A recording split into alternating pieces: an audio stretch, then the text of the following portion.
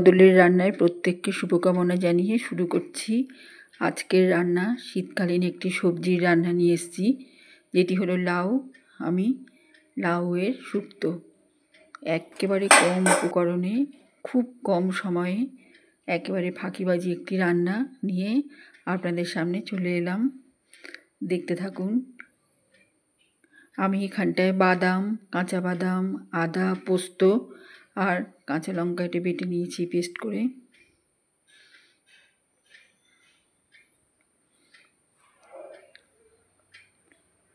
এদিকে সর্ষের তেলে মেথি, আদা,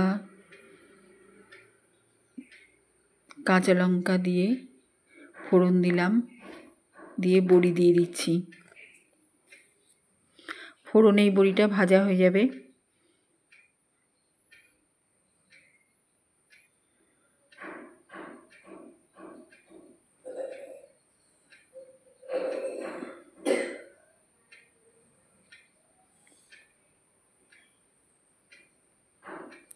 এইভাবেই বড়িটা লাল লাল করে ভাজা হতে থাকছে।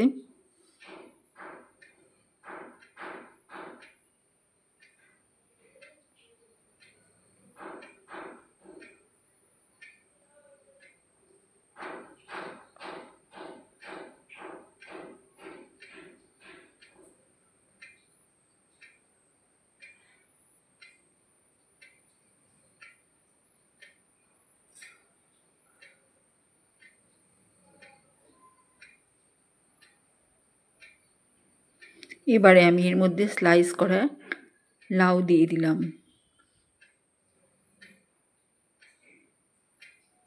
ফোড়নের সঙ্গে এটি একটু কষিয়ে নেব।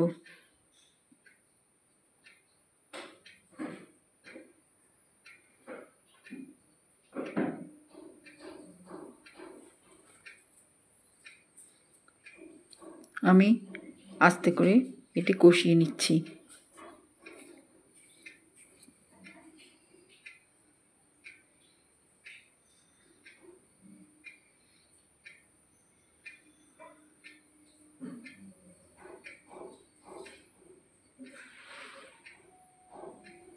কড়াইটা হিট হয়ে আছে, লাউ থেকেও হিটে জল ছেড়ে দিচ্ছে। হিট পেয়ে এইভাবেই মজে আসছে। এটি খেতে ভীষণ ভাল লাগে, আর এইরকম চড়া দিন পড়ছে আস্তে আস্তে। লাউটা শরীরকে খুবই ঠান্ডা রাখে।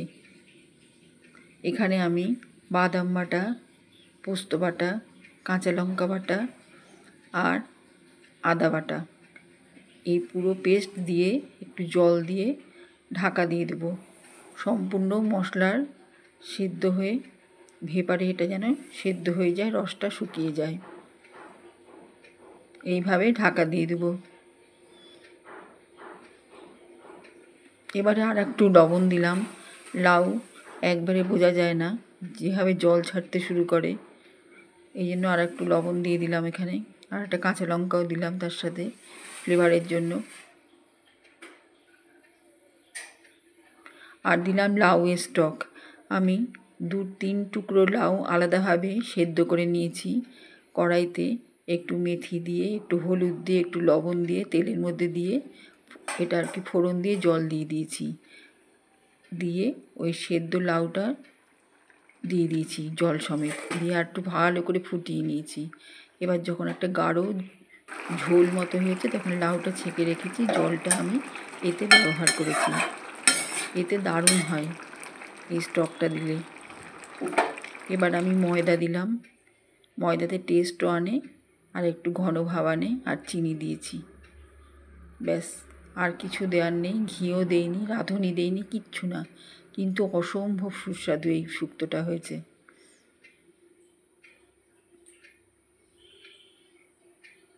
দেখলেই বোঝা যাচ্ছে কতটা ঘন হয়েছে। এই স্টকটা দেওয়ার জন্য খুবই টেস্টি হয়েছে। এখানে স্বাদের জন্য পোস্ত আছে, ফ্লেভারের জন্য আদা আছে, বাদাম আছে, কাঁচা বাদাম বাটাতেও খুব টেস্ট আনে, একটা অয়েলি ভাব আনে। কাঁচা লঙ্কা একটু হালকা ঝাল আছে। সবেতেই সব কিছু দিয়ে একটা অন্যরকম সুস্বাদু লাউ শুক্তো।